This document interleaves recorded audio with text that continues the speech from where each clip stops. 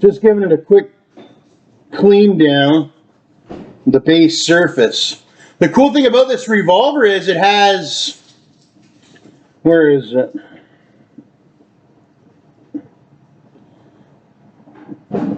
Oh, you take the center, this piece out here, and it's you can field strip the revolver all in the field, and they changed this. It was for the military.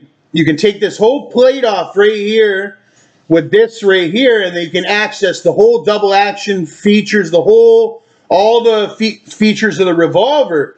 And they changed that the next year, but that's why everybody loved this one, because you could access the internals, clean it, oil it, all that.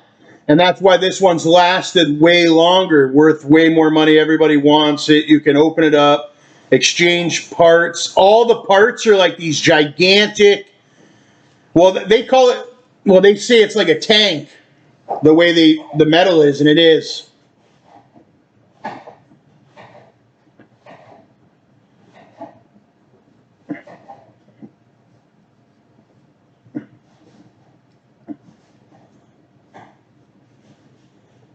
But they're very expensive.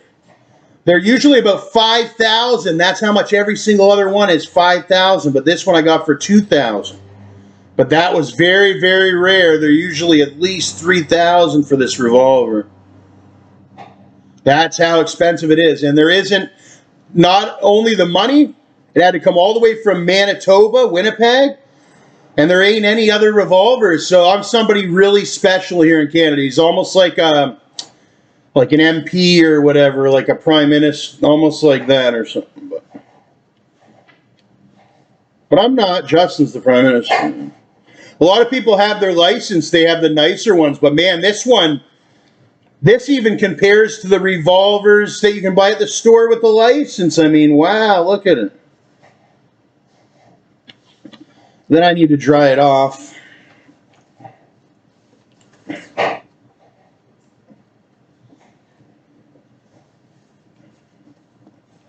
You can do several cleanings with this, but I wanted to do one cleaning with it. Originally, it was supposed to have a dented magazine or a dented cylinder, but then he ended up replacing it with a brand new sort of, not brand new, it's from 1800s, but a good condition one.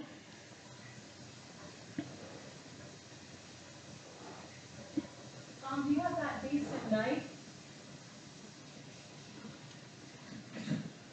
You can smell black powder on it because he just fired it. What? Do you have that decent knife I could chop up some onions yet? That's the thing, the guy that was selling it, the day before he was supposed to ship it, it was a long process. It had to go to the gunsmith to get, what's it called, reamed and all that. He goes, oh, I'm going to fire a couple of rounds from it. I said, oh my gosh, no. I didn't want it to happen, but he did. And I didn't mind, whatever. I was like, whatever, he's going to fire some rounds in it.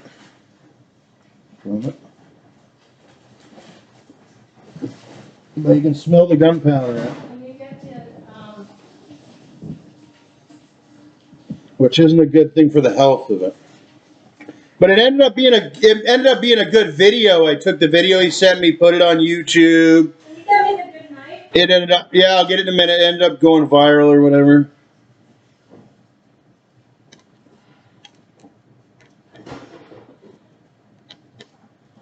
But I'll have to take the magazine out and everything, once you get up to double action, they even said that when I was a kid,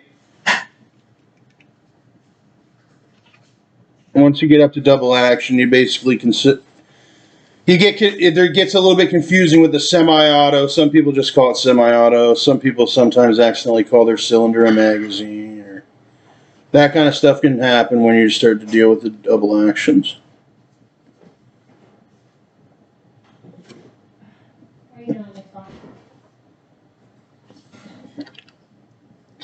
I wouldn't recommend smelling it the way I smelled it, though.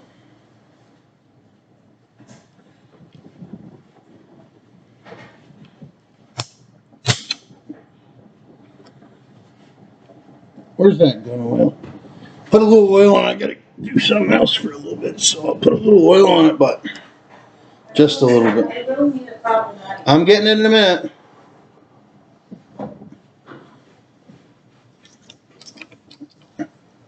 At least get some oil to start treating the goddamn metal.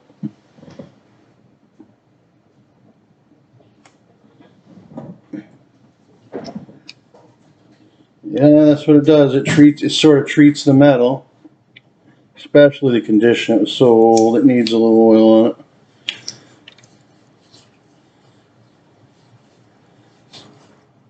It lubricates, but it also treats the metal. If the metal's getting old and brittle, it'll give it gives life back to the metal.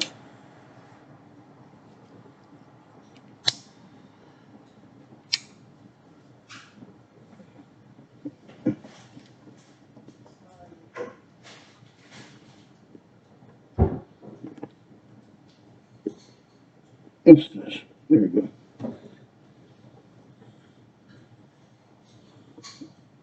Wow, that hammer. Something special. I was wondering what the status of the hammer was.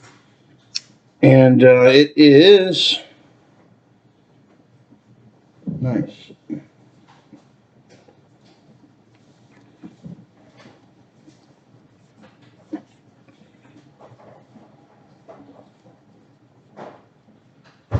I got to do all my firearms training in Tennessee. What lucky Canadian got to one of a kind, eh? I got to go down to Tennessee. My dad actually owned the property. Not only did I go down, some people go down, they go to somebody else's property. No, we owned the property, all 16 acres. And we had the firearms, and I did 357, and I did 22, and I did this, and I did that. So I did a lot of training, a lot more than the standard Canadian. But, you know, it does kind of scare me that, you know, I should be the special exception is what I feel.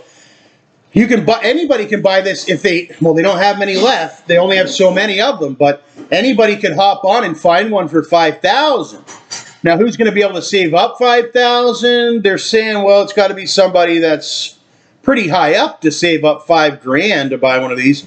So I don't think any idiot kid's going to be able to save up $5,000 to be able to buy one. But I did.